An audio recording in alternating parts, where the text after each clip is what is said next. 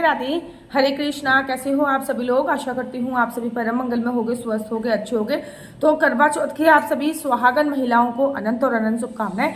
आप लोगों के द्वारा ये प्रश्न मुझसे इतनी ज्यादा बार पूछा गया कि मुझे लगा इससे संबंधित एक मैं वीडियो बना देती हूँ कि करवा चौथ पे हम लोग निर्जला व्रत रखते हैं। जो लोग सरगी भी नहीं खाते, बहुत सारे लोग सरगी खाते हैं, जो लोग सरगी नहीं खाते, क्या वो सुबह सुबह 4 बजे के आसपास पानी का सेवन कर सकते हैं या नहीं कर सकते, ये मुझसे पूछा गया। तो देखिए, करवा चौथ 20 अक्टूबर का पूरे धूमधाम से पूरे भारतवर्ष में मनाया जा रहा है।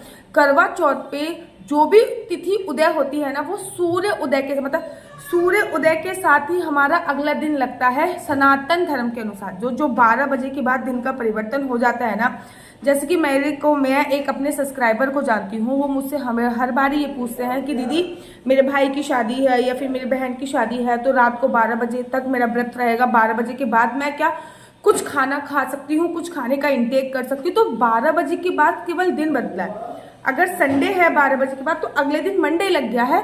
12 बजे के बाद अंग्रेजी कैलेंडर के अनुसार डे बदला है, लेकिन जो आपकी तिथि बदलती है वो जब सूर्य उदय होता है। सूर्य उदय के साथ जिस तिथि का आपको उदय मिलता है उसके अनुसार ही आपकी तिथि बदलती है। तो सूर्य उगने से पहले आप बहुत सारे पानी का इंटेक कर सकते हैं, अर्थात आप 3:05 से लेके या फिर 3 साढ़े 3 बजे से लेके 4:30 बजे तक के बीच में, क्योंकि सूर्य उदय होने का जो टाइम है ना करवा चौथ पे, वो 5:42 का है, ठीक है ना, सूर्य उदय होने का टाइम। तो उसमें भी हम लोग 25 मिनट छोड़ देते हैं, ठीक है ना।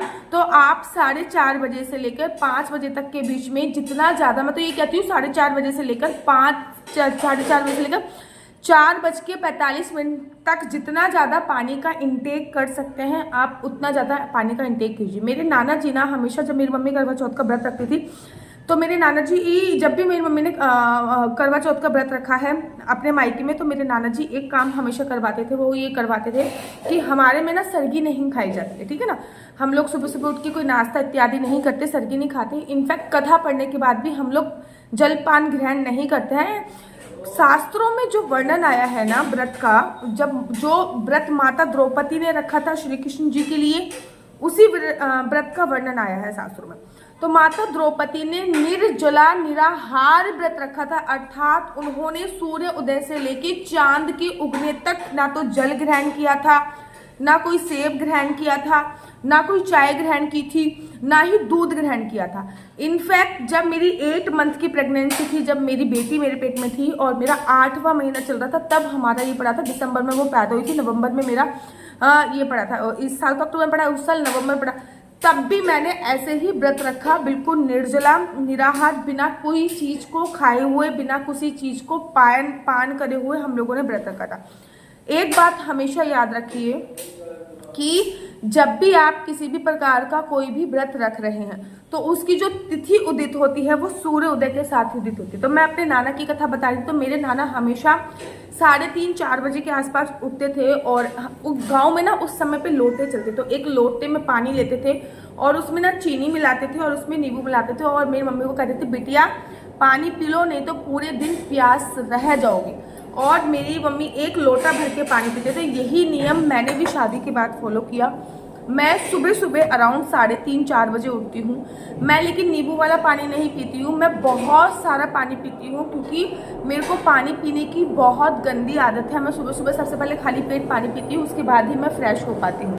तो हम लोग ना सुबह सुबह 4 बजे के आसपास 1 लोटा भर के ना पानी पी लेते हैं, सुबह सुबह 4 बजे के आसपास। उसके बाद सो जाते हैं, क्योंकि जब तक हम लोग पानी नहीं पीते तब तक तो मेरी आदत है कि मैं फ्रेश भी नहीं होती।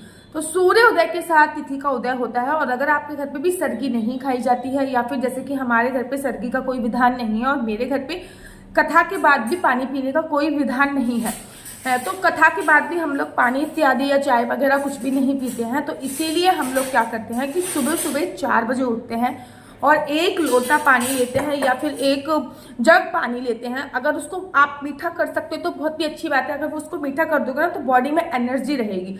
मीठा कर सकते हो, नींबू डाल सकते हो तो बहुत अच्छी बात है। अगर मीठा ना करके नींबू नहीं डाल सकते तो सिंपली 1 लोटा आप पानी पीजिए। इससे आपको ना डिहाइड्रेशन की प्रॉब्लम नहीं रहेगी। मुझे पता है कि फर्स्ट करवा चौथ पे मैंने ऐसा नहीं किया था। पहली करवा चौथ पे मैंने सुबह सुबह 4 बजे उठ के पानी नहीं पिया था। मेरी आंख ही नहीं खुल पाई थी 4 बजे, जब मेरा पहला करवा चौथ था। तो पानी नहीं पी पाती, तो मुझे शाम तक यूटी हाई हो गया था, अर्थात यूरिन इन्फेक्शन हो गया था वाटर की कमी से, क्योंकि मेरा पानी का इंटेक बहुत ज़्यादा होता है, बहुत ही ज़्यादा होता है, और हमेशा मैं पानी बहुत ही ज़्यादा मात्रा में पीती हूँ। तो मेरा यूटी हाई हो गया था, मतलब जब मैं टॉयलेट करने जा रही थी तो मुझे पेन हो रहा था टॉयलेट के रास्ते में। फिर वैसे ही मेरा व्रत खुला 7-8 बजे के आसपास, 8 साढ़े 8 बजे के आसपास व्रत खुला, तो मैंने एक जग भर के सबसे पहले नींबू डाल के पानी पिया, ताकि मेरा जो टॉयलेट इन्फेक्शन है वो खत्म हो। उसके बाद सेकंड बार से मैंने हर बार यही करना चालू किया कि मैं सुबह सुबह 4 बजे कम से कम 1 लोटा भर के पानी पीती हूँ, और जब मैं 1 लोटा भर के पानी पी लेती हूँ तो उसके बाद मैं पूरे दिन एनर्जेटिक रहती हूँ, क्योंकि हमारे यहाँ पे कथा पढ़ने के बाद भी कोई भी पानी और दूध इत्यादि नहीं पिया जाता, ठीक है ना। तो इसलिए मैंने भी यही रखा है, मैं हमेशा ऐसे ही करती हूँ। तो आप लोग भी, अगर आपके घर पे सर्गी नहीं खाई जाती और अगर आपके घर पे भी कथा पढ़ने के बाद पानी वानी नहीं पिया जाता, तो आप इस नियम को फॉलो कर सकते हो, क्योंकि इस नियम में कोई भी खराबी नहीं है, क्योंकि ये नियम हमारे शास्त्रों में वर्णन है कि सूर्य उदय के साथ ही कोई तिथि का उदय होता है। जैसे कि हम निर्जला एकादशी का व्रत भी ऐसे ही करते हैं, सुबह सुबह 4 बजे नींबू पानी बहुत सारा इंटेक करते हैं, उसके बाद 24 घंटे तक हम लोग निर्जला अर्थात बिना पानी पिए के सेवन करते हैं। तो आशा करती हूँ इस वीडियो के माध्यम से आपका जो भी डाउट था ना वो क्लियर हुआ होगा। आप लोग अपनी कुंडली मुझसे दिखवाना चाहते हो तो मेरा नंबर है 4/9-20-25-65। मैं दोबारा से रिपीट करती हूँ, 4/9-20-25-65। आपका बच्चा जॉब करेगा या बिजनेस करेगा तो किस क्षेत्र में बिजनेस करेगा, जॉब करेगा तो किस फील्ड में जॉब करेगा, ये सभी जानकारी आप मेरे से कुंडली के माध्यम से प्राप्त कर सकते हैं। आपके हस्बैंड का लक कब चलेगा, कब इसकी किस्मत खुलेगी, इंडिया के बाहर जाने के योग कितने हैं, सरकारी नौकरी के चांसेस कितने हैं, ये सभी जानकारी आप मेरे से कुंडली के माध्यम से प्राप्त कर सकते हैं। याद रखिए, कुंडली दिखाना बिल्कुल भी फ्री नहीं है, कुंडली दिखाने के थोड़े से चार्जेस हैं, और इस नंबर पे मुझसे किसी भी प्रकार की कोई क्वेश्चन आंसर पूछने के लिए फोन मत कीजिएगा, क्योंकि मेरी बहुत छोटी सी बच्ची है।